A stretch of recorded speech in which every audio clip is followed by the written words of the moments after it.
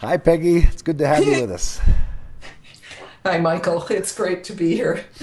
So, I've been looking forward to this conversation. First of all, just so that my viewers know, Peggy is just one of my dearest friends. We've been having monthly conversations with another friend of ours, Tom Atlee, actually two other friends, Susan Cannon, for close to 10 years now. And so I just think the world of Peggy. But rather than me sort of effuse about you, Peggy, one of the things I'd love to do is just invite you. I've been doing this with all the participants in this series, The Future is Calling Us to Greatness, to just share with any listeners or viewers that aren't familiar with you or your work, sort of give us the who is Peggy Holman and what do you bring to the world? And don't be bashful. Great. Thank you. So, who am I? I have worn a variety of hats through the years. I think the one that we connected over is the work that I've been doing with communities and organizations over the last 20 plus years that involves using conversational practices that enable very diverse groups of people to deal with complex issues in very creative ways. And in that particular realm, I'm the author of two books. One is actually an edited collection called The Change Handbook that has sometimes been called the Bible of the field for this practice called whole system change that is widely used in organizations and is used more and more in community settings. And these are basically practices that enable you to bring groups of any size. Literally, some of these have been used with thousands of people in a room, sometimes with very conflicted topics, in ways that bring about really creative and innovative outcomes. The second edition of that book came out in 2007, and we went from 18 practices in the first book to 61 in the second.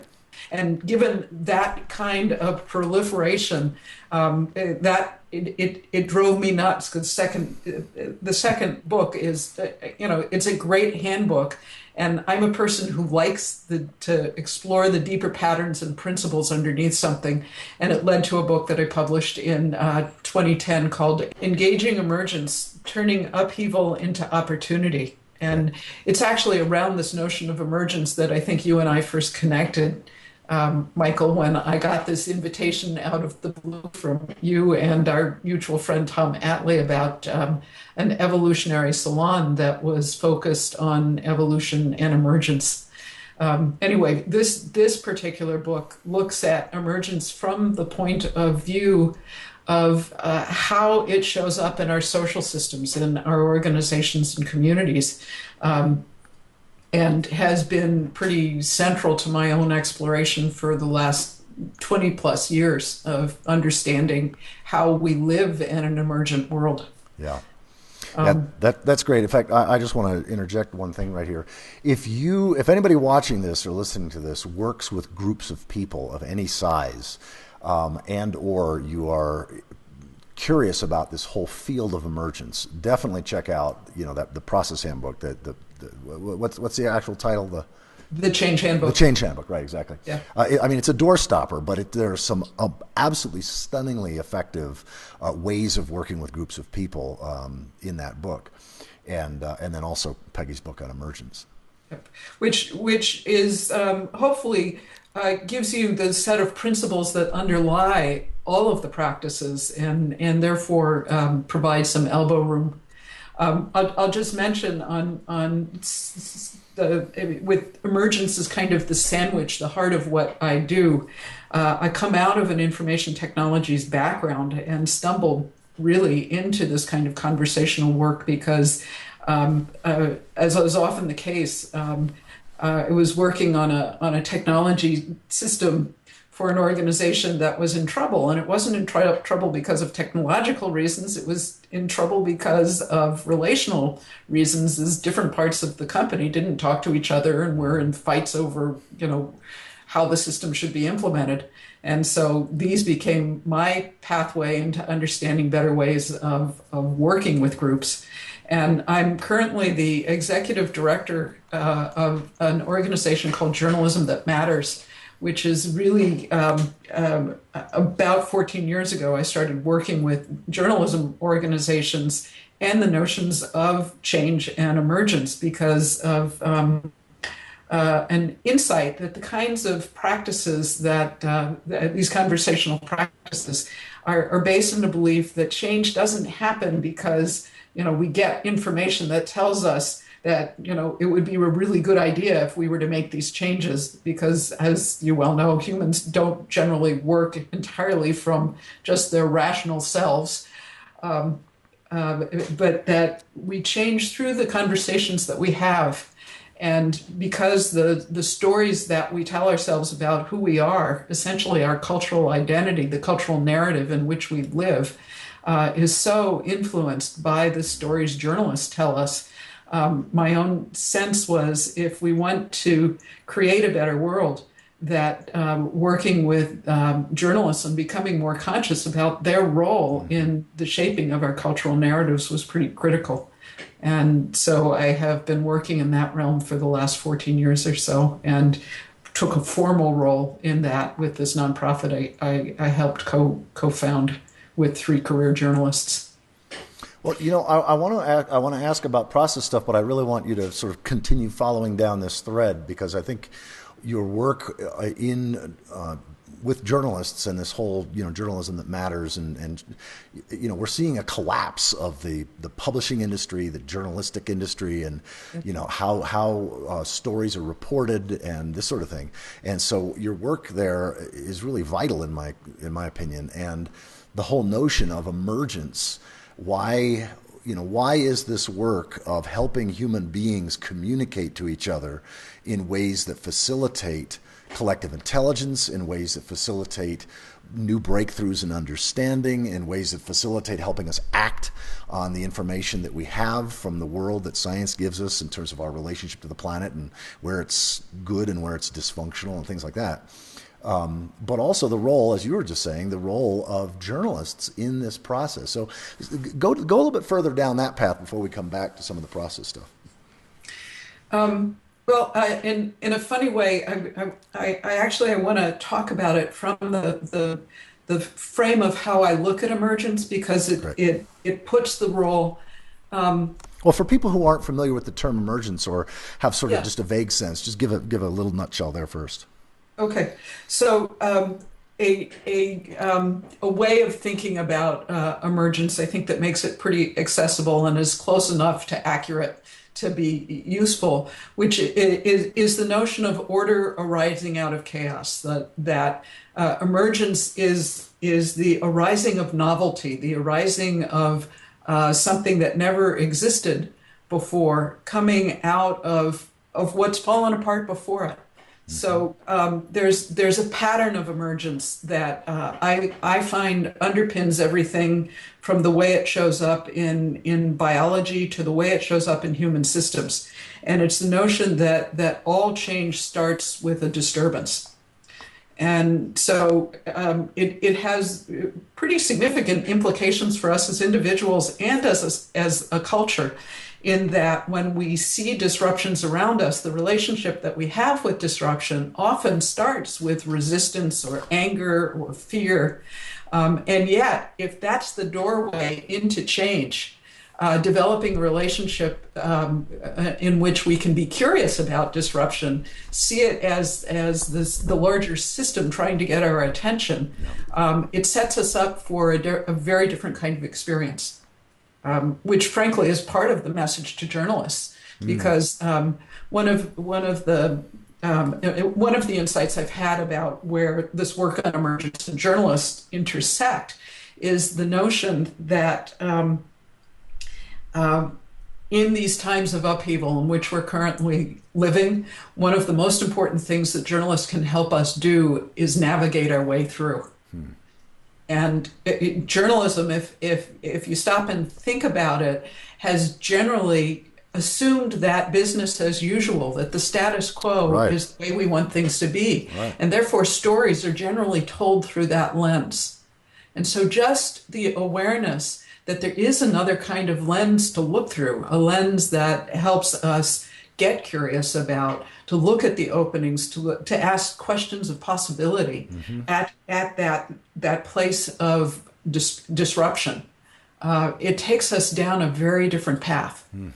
Yeah. So I'm, just to kind of complete the layers of that, if the doorway to change is through disruption, then asking a question of possibility becomes a way of creating a safe space for ourselves, creating a bubble, if you will, for getting curious about it, for having a clarity of direction, because questions are incredibly powerful ways of setting a course of action. So, given climate change, what's possible? Right, exactly. What can we do in this daunting challenge that we're facing? So rather than focus on the woe is me and what we can't do anymore, by asking a question of possibility, you set clear direction. It contains an invitation, an implicit invitation, because after all, when you're talking about something complex, it's not something you can do on your own. And it becomes an attractor to those who may have an interest in. So rather than disruption being a place where we want to box ourselves in or go hide in a cave, by asking a question of possibility, we create, in essence, you can think of it as a strange attractor that allow those who are drawn to it to join us. And into that, then we can step into a space of exploring the differences to discover the ones that can make a difference. So for many, that's chaotic territory. It can feel out of control because it's an area of pioneering, of experimentation, of not knowing. And that in-between space of not knowing is a space that, for many who are used to knowing what's going on, having clear direction, an orderly life, to suddenly be invited into the territory of the unknown, can be daunting. Yeah, and scary. Yep. It's also, if you want innovation, by definition, you have to go through a space of unknown. Right. Otherwise, there is nothing new. Yeah.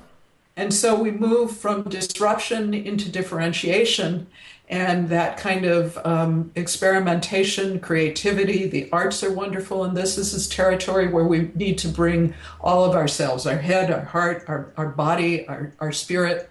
And through the interactions with the diversity of people who are affected by, who make up the system of whatever it is you're dealing with.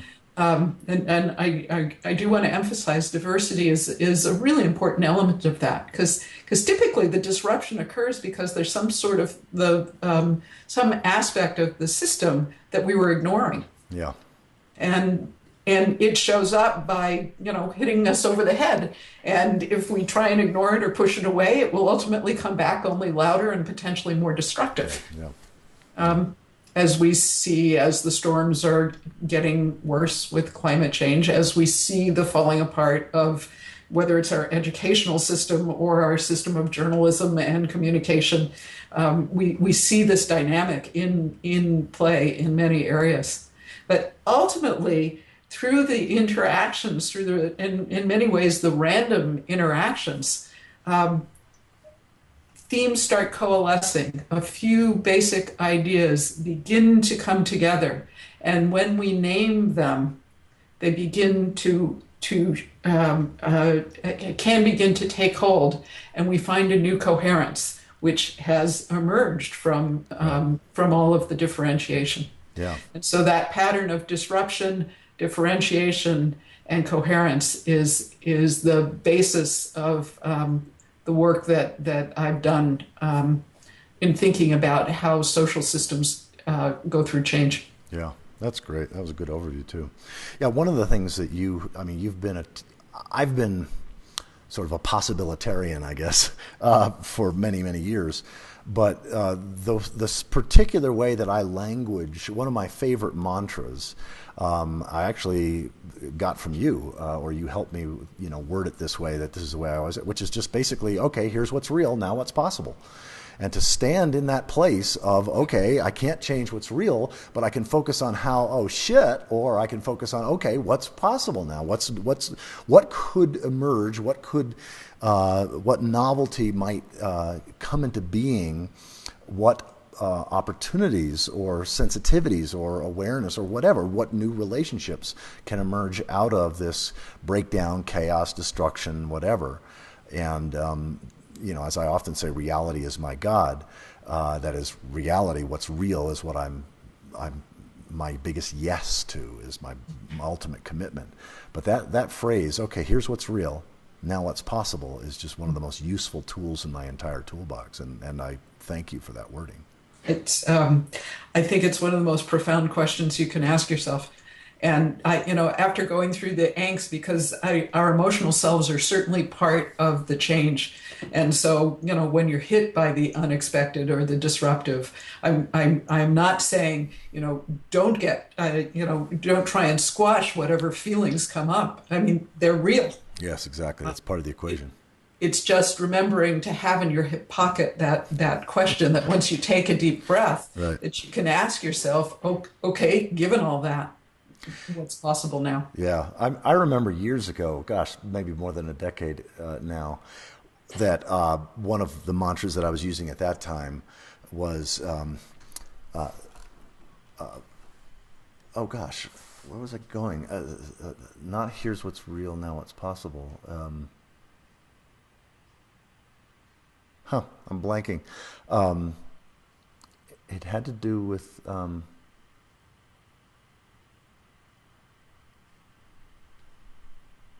well, we'll have to edit that piece out. if it comes back to me, I'll remember. I was trying to back up and what we were talking about. I have the hunch it's gonna pop in, but it'll come up. Yeah. So, Peggy, could you share a little bit more about why, at this time in history especially, I mean, the title of this whole series is called "The Future is Calling Us to Greatness," and what I'm really hoping for, and I've actually experienced now, and I've already recorded, I think, about a dozen of the interviews, is how to hold the scary stuff that we are now aware of, or becoming ever increasingly aware of, in terms of climate change, global warming, peak oil, the growing gap between the rich and the poor, species extinction, and of course climate change exacerbates a lot of this, and the suffering that goes. How to hold all that in a way that just allows us to not be paralyzed, to not fall victim to either the path of utter denial, like, well, things are just going to keep getting better and better, there's no problem here.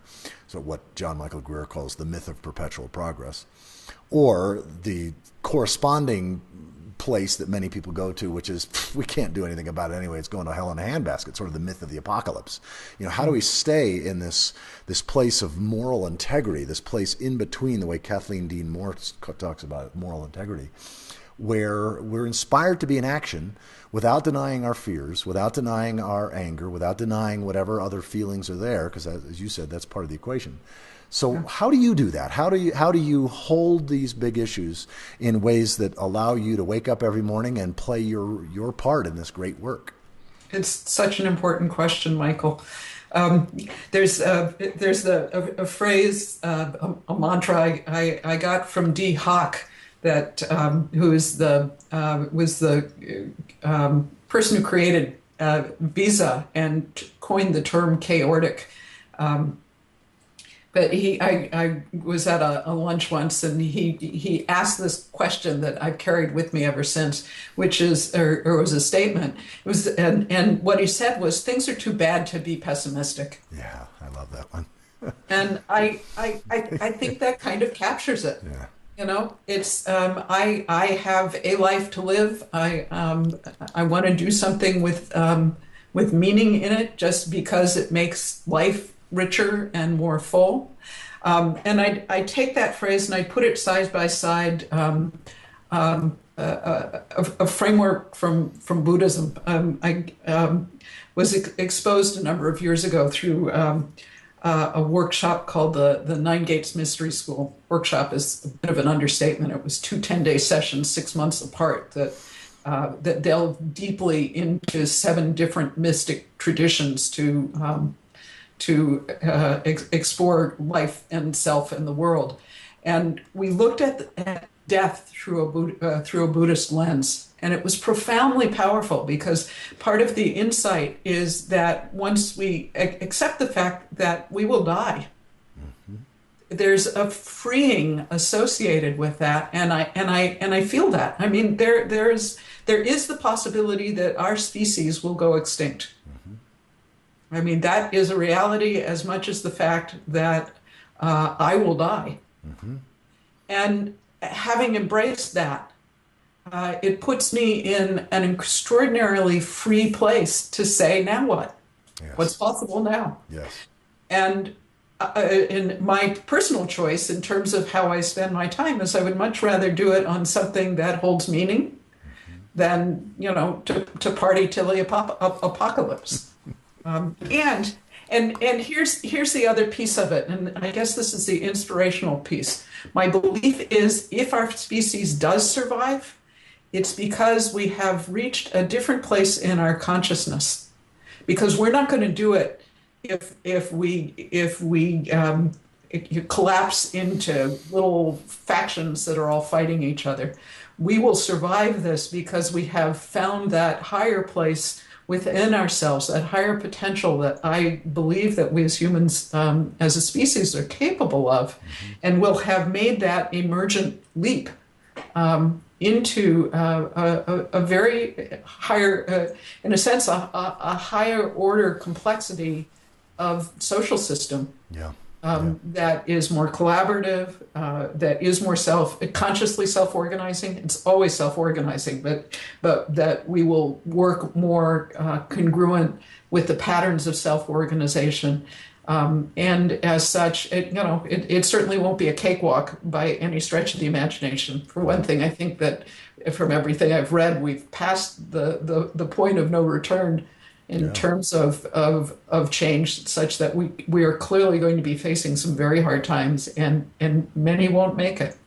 Yeah. Well, I'm so glad you brought all that up, especially the piece about death, because as you know, and I've actually mentioned in a few of these conversations, how central death and mortality, both individual and collective, is to me and to Connie and the work that we do. And one of the reasons why I'm so evangelistic about big history, or the epic of evolution, or the universe story, it's called different things, is because it's a creation story. It's a story that tells us who we are, where we are in time and space, where we came from, who we're related to.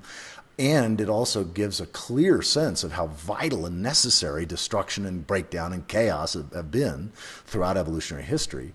But it also gives us a uniting narrative where, rather than divisive creation stories or divisive narratives, this is the story that includes other stories, but not in a colonizing way, but in a way that helps us see that we're all part of one human species, one human family, one body of life, and that to the degree that we continue to act as we have for the last 500 years or so, as if nature were simply an object, a thing, something we can use for our benefit, rather than a subjective reality that we need to relate to in a responsible, honorable way. If we don't make that shift, as you say, the shift in consciousness, but it has to do with feeling and thinking and how whether we relate in an honorable or a dishonorable way with reality, with nature, with time. I just think your work with helping human beings as parts of groups, as part of multicellular organisms. That's what organizations are, is multicellular organisms. So how do we have the healthiest multicellular organisms that are possible? Well, there's a lot that we can learn from science and nature and how that happens in the natural world and natural systems.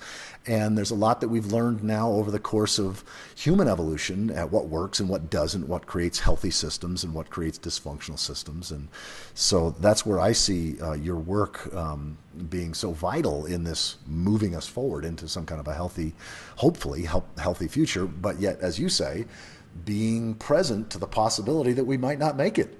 I mean, one of the other people I'm interviewing in the series, Carolyn Baker, is really holding that space, almost like a hospice worker, holding that space that, yes, we as a species might not exist, or at least there might be such a tremendous suffering and die-off that, sure, there might be, a few million human beings, but we could create the conditions for either our total demise or such a catastrophic setback. And yet how to hold that like a hospice worker, someone who views death as sacred, as part of the process of life. I know I'm motivated. I'm not, I mean, I do slip occasionally into despair or anger or fear or whatever. Those are normal.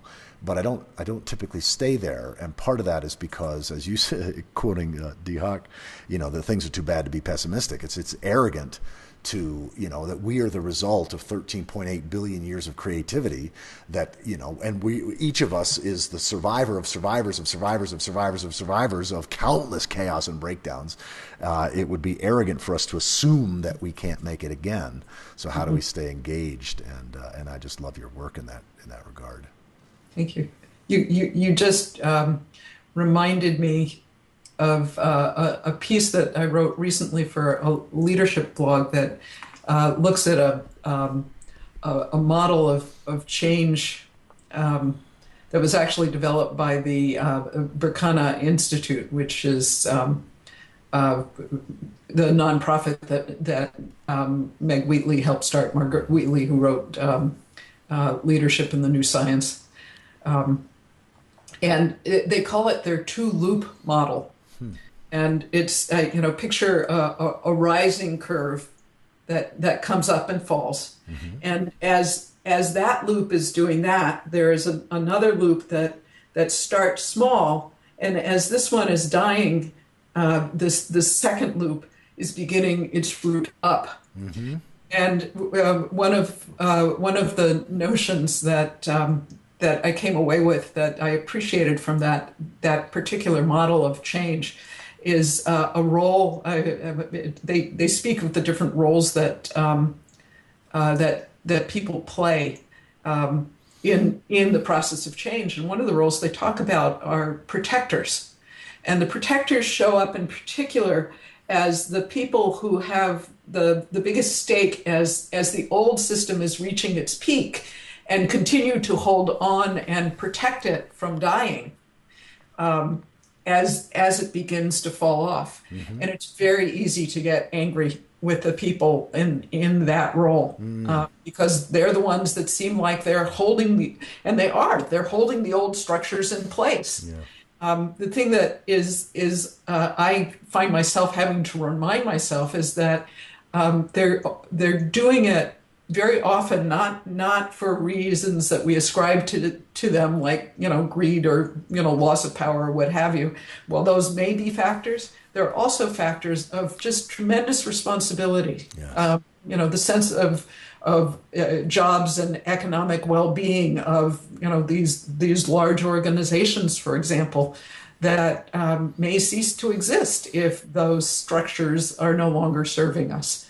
And so learning how to work with the people who are playing an important role in keeping old structures in place as new structures, find their way as those small, slow to start experiments, most of which will fail, but where a handful will arise. You have this interesting, murky period of time as new coherence arises, of working with the people, both the hospice workers who help the old system die, and then those who are helping the new system to be born, and those who help bridge, the majority of people from the old to the new. It's a way of thinking about the different roles that show up.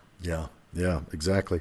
Well, what you're reminding me of, Connie and I have been listening to the second half of Paul Gilding's book, The Great Disruption. He's in Australia, and in fact, I'll be interviewing him here in another 2 hours. But every time I sort of slip into despair or overwhelm or depression or whatever, I sort of break out chapter 8 of Paul Gilding's The Great Disruption and reread it. It's also available on audiobook, and then the whole second half of the book from that point. But one of the things he's talking about is exactly what you were just describing in terms of these two arcs, the dying of the old system and the emerging of the new, and that there's a generosity of sentiment, the way you express that he also expresses in that kind of way, recognizing that there are many different roles that are being played in this larger body of which we're all a part. And that there's this creative destruction, there's this breakdown of what did work and what needed to work, but no longer will work in any kind of a healthy way into the future. And yet the new, healthier or new, more life-giving structures are still in their childhood phase or their infancy or their whatever. They're not mature enough to hold the size of the complexity that we've now created for ourselves. And you add to that the mix of peak oil and other these sort of converging challenges, and God, we're not going to have any lack of interesting times in these coming decades that will include both glorious breakthroughs and tremendous painful endings. It seems both are inevitable, I think. Yep.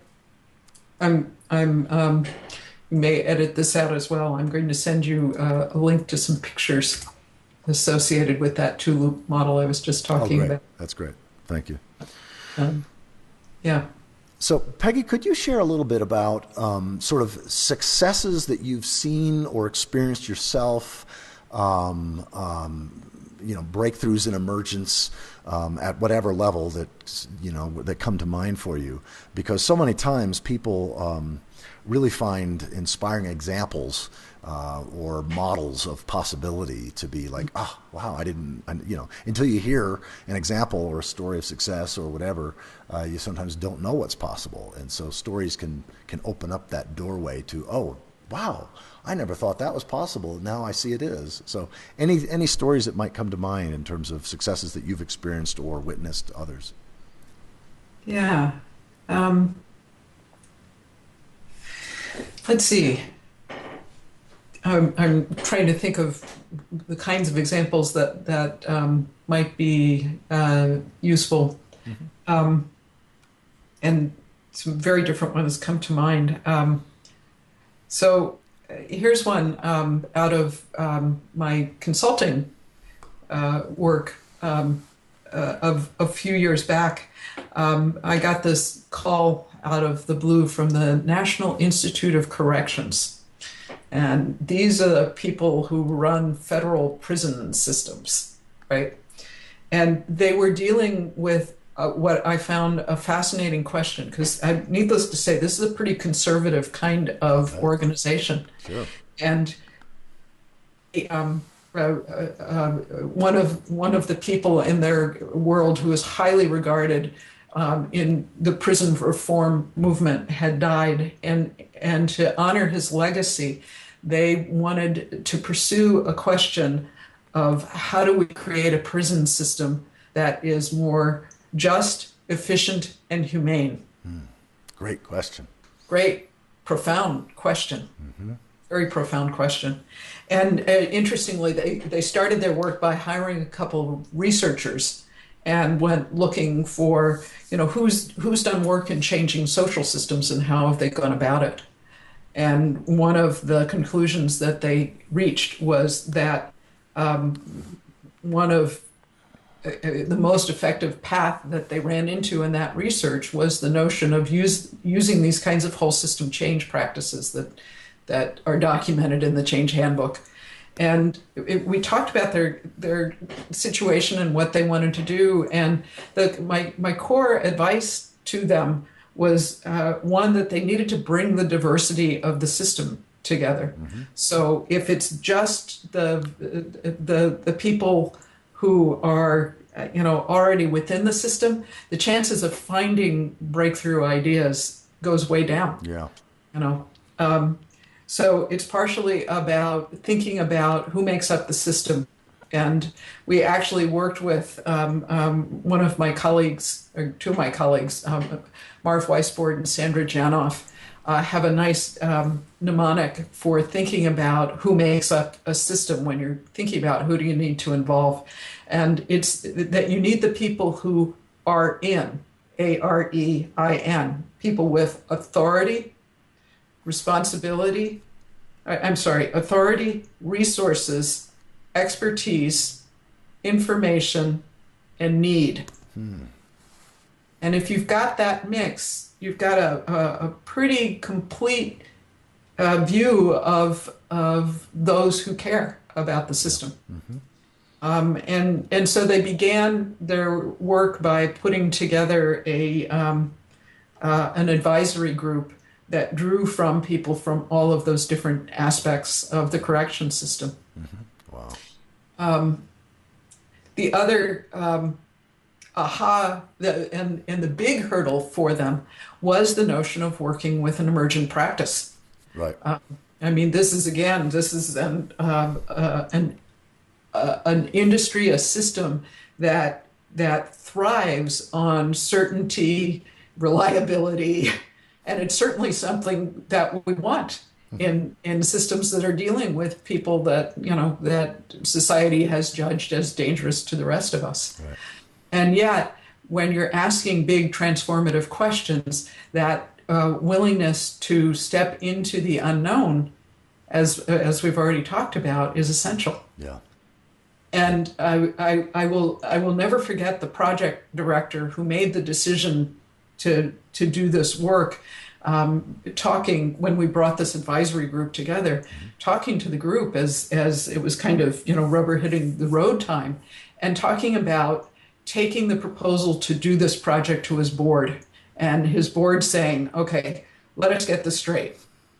You don't know what the outcomes are going to be. You don't know specifically what kinds of actions you want to take, and you're asking us to fund this? And to his credit, what he said to them is, yes, we've tried everything else, and none of it works. Nothing else is worth the trouble. Wow. And I just found that it took a lot of courage for him to say that. Tremendous courage. I mean, what leadership in the face of a system that thrives on predictability. Yeah. Anyway, to fast forward a bit, they came out of this this first planning meeting with clarity on their direction, which was the recognition that if you are going to deal with the system of corrections, you need to deal with it in the context of community. Wow. And what is profound to me about that, and they were then moving on to as a result of that, a next step where they were looking at how to convene conversations in communities around the country to look at the vast interrelationships of things like education and incarceration and economic well-being, et cetera. So I'll end this particular story at that point, but one of the ahas for me, because I've had the chance to work across a number of different sectors. It is whether you're talking about healthcare, whether you're talking about journalism, whether you're talking about education or corrections, all of them are reaching the conclusion that the answers rest in community. Wow. And I actually take a great deal of hope out of that recognition, because all of them, it's drawing them all to the question of how do we create a sense of community. Mm-hmm. And therefore, we have more and more people from different sectors beginning to look at that question. Yeah, that's great. That is so great, because we are such tribal beings. We're tribal animals. We're community. And I think that we only thrive in community, which is not to say that there's not a place for, individuality and solitude and all that. That's cool. But it's been the breakdown of community in so many of our different institutions and sectors and just our lives that I think is a source of so many of our problems. Well, there's an interesting element about that because I think that as I was talking earlier about the nature of breakthrough in society, I think part of that breakthrough has to be our understanding of what it means to be a community. Because at the moment, our unspoken assumption about being a member of a community is if I want to belong, I have to conform. And it's soul death for Yeah. most of us. It's soul death for all of us. And in fact, when communities are vibrant and healthy and alive, part of the way I would describe a thriving community is that it is a differentiated whole. It is a place that calls on us, expects us, requires of us, desires us, celebrates us when we are at our most quirky, unique, and distinct. Yes. Because that's how we grow. It's through you see it one way and I see it another way, and our capacity not to shut up in order to conform, but to bring the gifts that we have to contribute, and where they seem to be clashing, to get curious about it, to explore it. Because what I've witnessed over and over in the work that I do with groups is that when you dive underneath the surface layers and get to the deeper places of value, that we're actually drawing from the same human stream. Yeah. Yep. And when we connect at that level, that deeply personal level, we discover the sense of connection. Yeah. And therefore, communities that thrive are ones that have learned that where there are differences, that we want to invite them, draw them out, and make the best creative use of them possible. Yeah. Yeah. Because that then connects us. Yes, exactly. Yeah, I'm reminded of a quote I used to have memorized from Thomas Berry. I can only probably give the gist of it now, but that, the central task of our time is to facilitate communication and cooperation among diverse entities in ways that accentuate the diversity and the uniqueness of each, sort of that both and sort of thing. It's actually a mutual friend of ours, Juanita Brown, uses the term conversational literacy. I believe it's a birthright that we've forgotten and need to relearn the capacity to engage with people who are different from ourselves. Yeah. Well, one of the things I want to come back to that this is now reminding me of is that the central role of asking in community pregnant questions that are fertile in just the pondering them and then the discussing them. Is there an art form to that? Like, how does one go about sort of learning more how to do that better? Oh man, the art of the question. Isn't there just an art form to asking great questions? And frankly, again, it goes back to one of my aspirations in working with journalists, because right now journalists tend to ask us bifurcating questions that tend to be divisive. Yes, no, black, white, red, blue.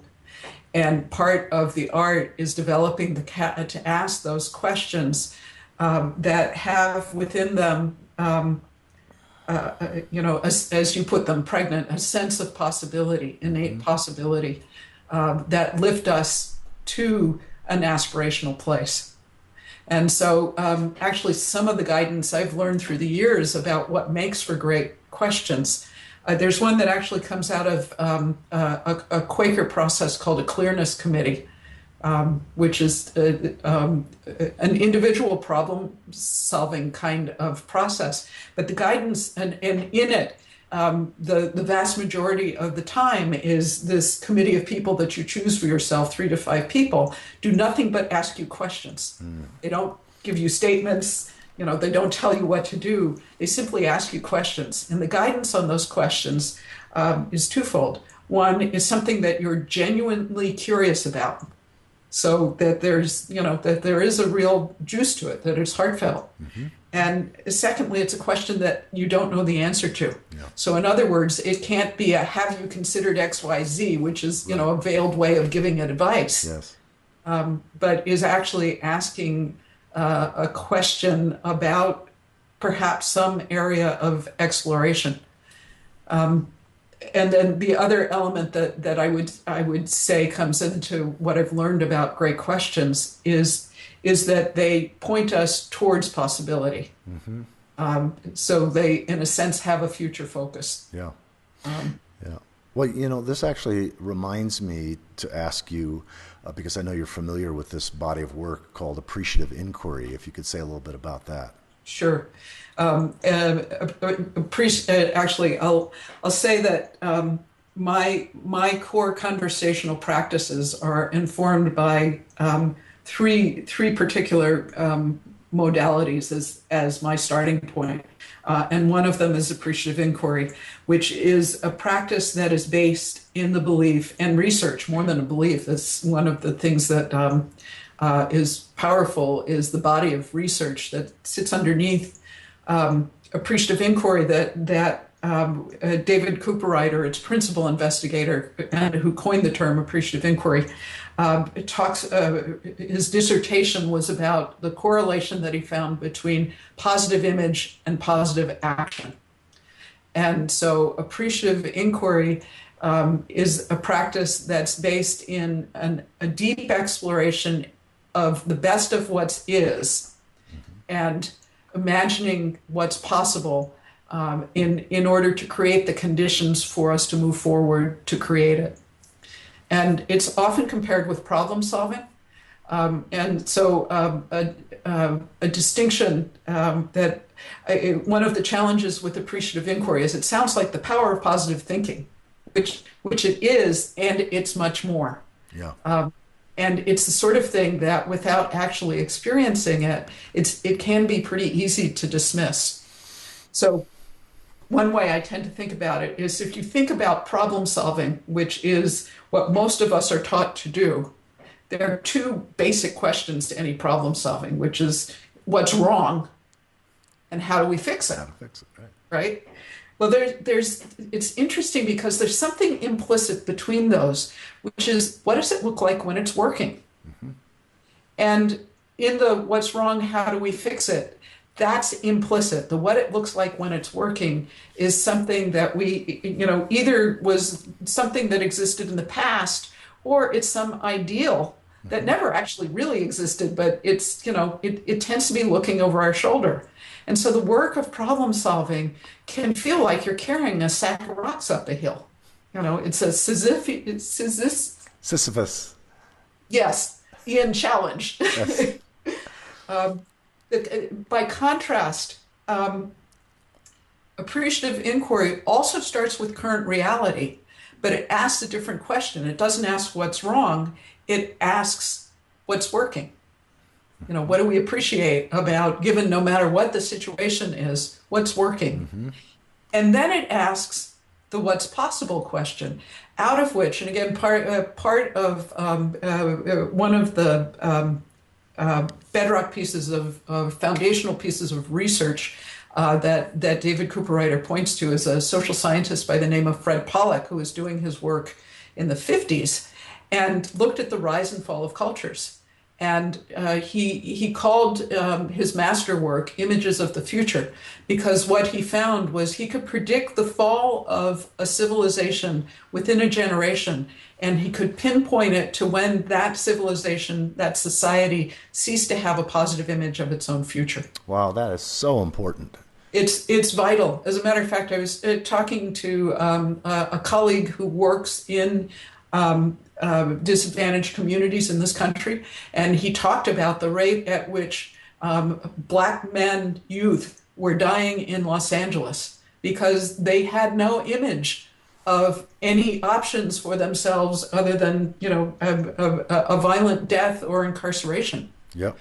So you can see a sample of that predicted failing of a culture that Pollack was talking about. Yeah. So anyway, back to the sense of appreciative inquiry. So what's working, no matter what conditions you're talking about, and I have a wonderful story I can share about that in a moment.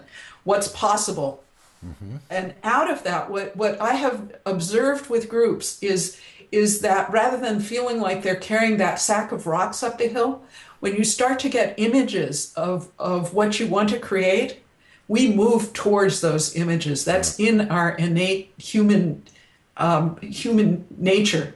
And so it's like you create this vacuum of possibility, which we filled by beginning to move towards how do we make it happen. Yeah, yeah.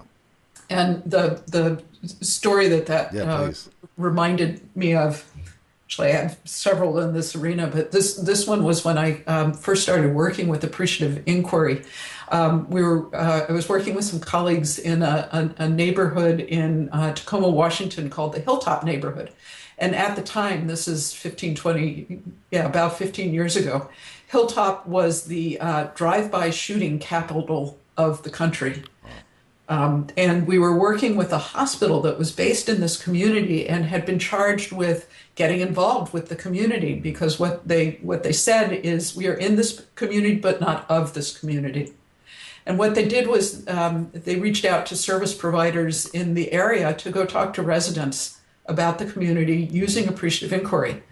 And this one of the people on their advisory group was a minister who had been working with at-risk youth for something like 30 years. Mm-hmm. And he decided to try this experiment with these group of young men that he was working with.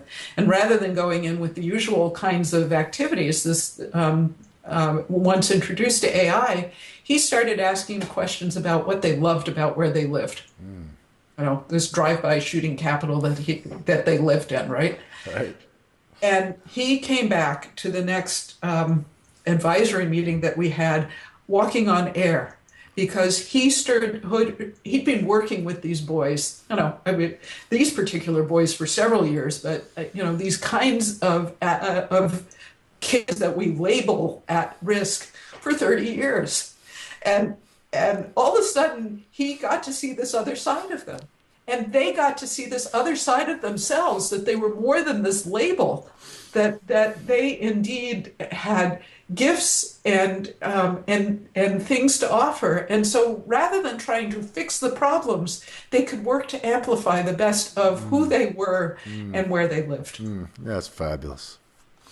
Wow. Well, this is sparking a thought that I think the rest of the interviews, because I've not been asking this question, and I'm now thinking, why didn't I think to do this before? What is, when you imagine, say, I don't know, 20 years or 50 years or 100 years out, something at least 20 years out and no more than 100 years out, what vision do you see of what's possible that inspires you? That's an inspiring vision of humans and our relationship to each other and our relationship to this planet. Oh, wow. Isn't that a big question? I do see us at our creative best, where we have learned the lesson of that self-organizing and emergence teaches us that the differences that we have become the basis for our creative evolution. Mm-hmm. In a sense, we become each other's fan clubs. That our willingness to take risk goes up because we feel such a sense of support from those around us. Mm-hmm. Our recognition that we need a diversity of perspective, and that rather than seeking to homogenize, we start moving in the other direction. Mm-hmm. That we become more playful. That we thrive through our creative use of head, heart, body, and spirit. That we trust both that in our rational selves, but also in our intuitive selves and our spiritual selves. That we feel more whole as individuals and in collective. I guess those are still pretty general terms, but those are the kinds of ways in which I see us being different with each other. Yeah. I had the opportunity to work to do some work in Israel. Actually, I was there recently, but I was also there about 10 years ago. and had the opportunity to do a workshop on appreciative inquiry with Palestinians in Ramallah, and that was a pretty profound experience. The person who brought me in, as we were getting ready for the doing this workshop, I asked her for a topic to work with, and she suggested the occupation because it's something that all Palestinians deal with. And I thought, no way am I equipped to create appreciative questions about the occupation. I don't know enough to be able to do that. Right. So we landed on, we'll do questions about leadership. So I'm there on the first day, and we're going through a cycle of the appreciative inquiry process and around leadership, and they're definitely not getting it. I mean, they're externalizing leadership. It's all about what the other should do, and at that time it was Yasser Arafat was still alive, and so it was all about how he should be different. And so as we start the second day, I'm scratching my head trying to think about how do I turn this, because ultimately it is about our capacity to take responsibility for what we love that moves us. Moves us forward. And so I just started with us sitting in a circle and listening. And of course, people started talking about how hard their lives are. And I'm in Ramallah, where you are literally seeing, the facade of a building, an apartment building gone. So you can look in and see people living in their apartments, with no wall there, right? It's one of the most eye-opening things I've ever seen of this sort of semi-working city that is, partially in rubble, and yet people live there. And I know once people start complaining, they can do it all day. Oh, yeah. And it was very clear to me, spending time with both Jewish Israelis and the Palestinians in Ramallah, that this is a game. I use game in a respectful sense, but everybody is out to demonstrate how they're the biggest victim. Was my observation of part of what goes on there. And so I asked them if they'd be willing to take the ideas that they'd been learning about appreciative inquiry and apply it to living with the occupation.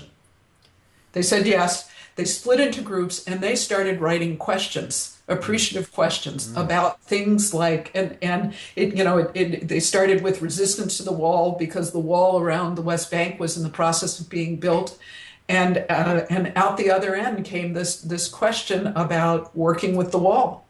And it was things like, tell me an experience of when, I'm thinking of one associated with checkpoints, which was another hot button of crossing through the wall, getting into the, actually, this was the working with the wall question. This was around useful checkpoints. That was what we came to call it, useful checkpoints. And they asked two questions. So tell me an experience that you've had that was productive and positive when you were waiting at a checkpoint. Good question. And imagine a time where these checkpoints are no longer needed. What would you turn them into?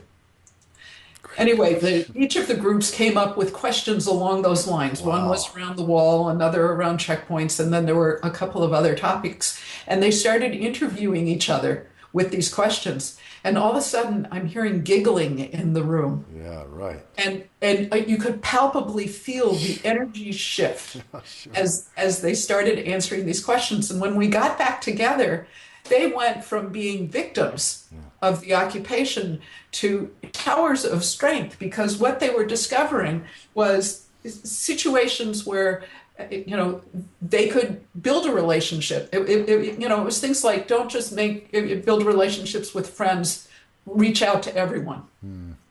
Where there's a will, there's a way. That when you're clear about your objective, that you can find pathways through to make them happen. Yeah.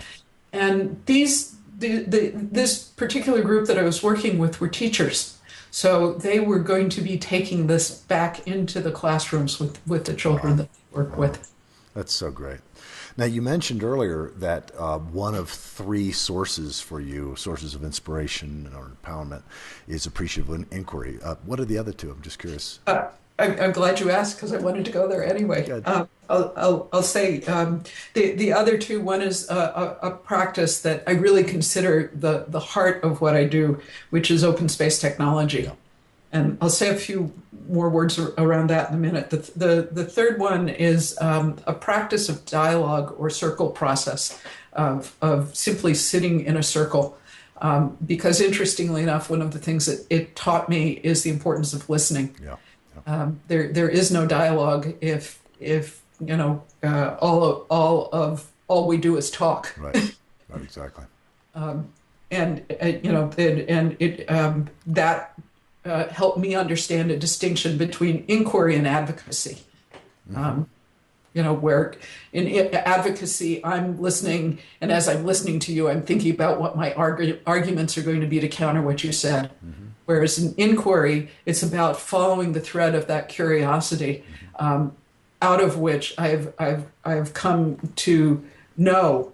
It used to be an operating theory. At this point, I've never had a situation where there isn't a place, and if I continue to follow the energy of an inquiry, that some assumption gets uncovered that helps us better understand our differences. Wow.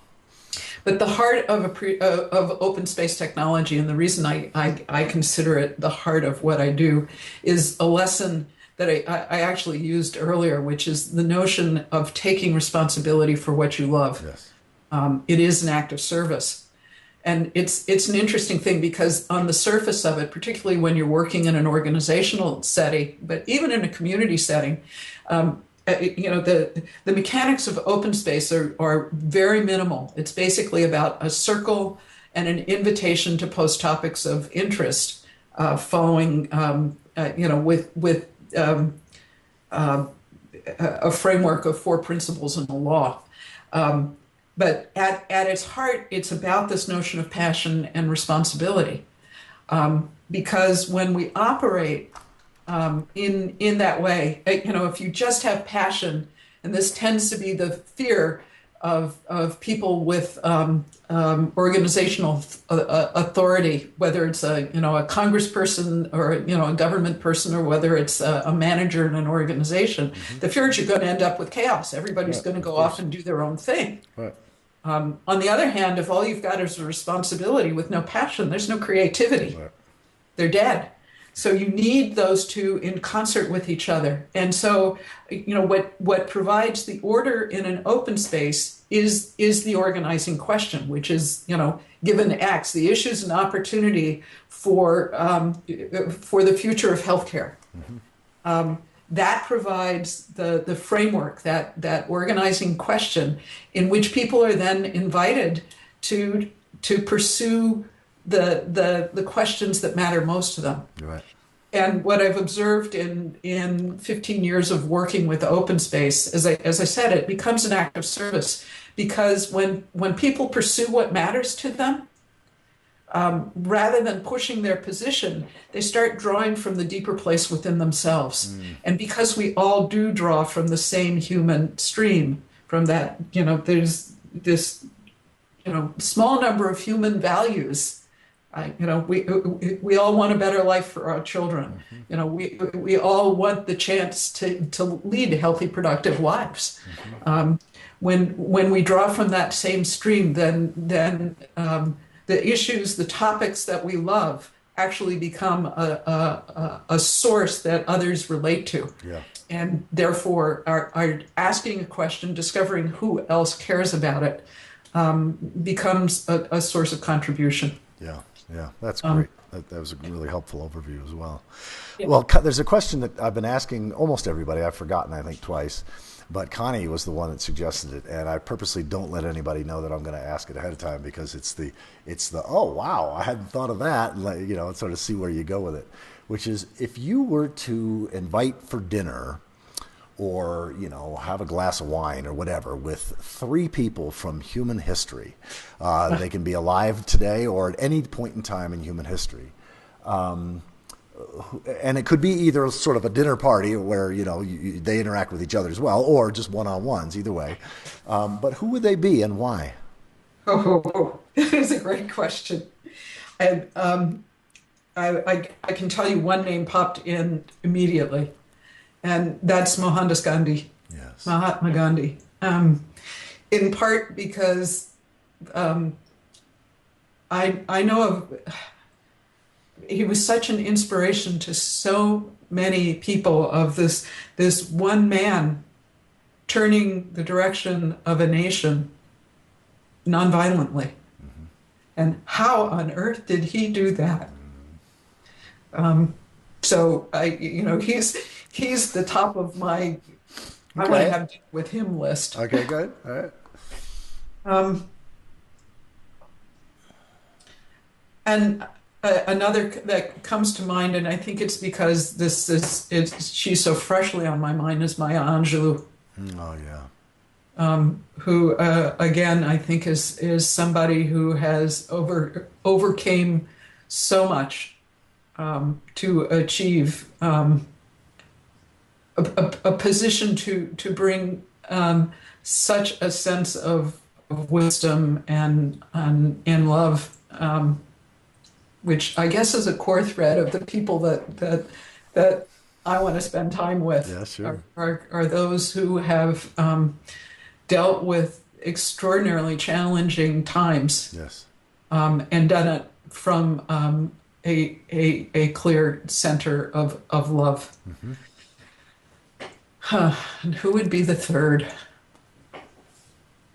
Oh, and of course, the other thing about Maya Angelou is the creative spirit that is, so profound in all of her work. Yep.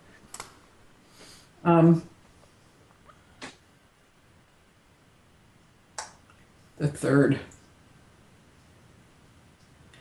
Well, he keeps popping up. So, Albert Einstein. Cool. Just again, a man who was never afraid to ask deeply profound questions. Yeah, yeah. Although I'm hearing right on his heels is Viktor Frankl. Okay, cool. That's great. I'll give you 4. All right. Well, Peggy, thank you so much for taking the time. If people want to learn more about your work or go more deeply into it, where's the best places to go? PeggyHolman.com. Great. Cool. Yeah.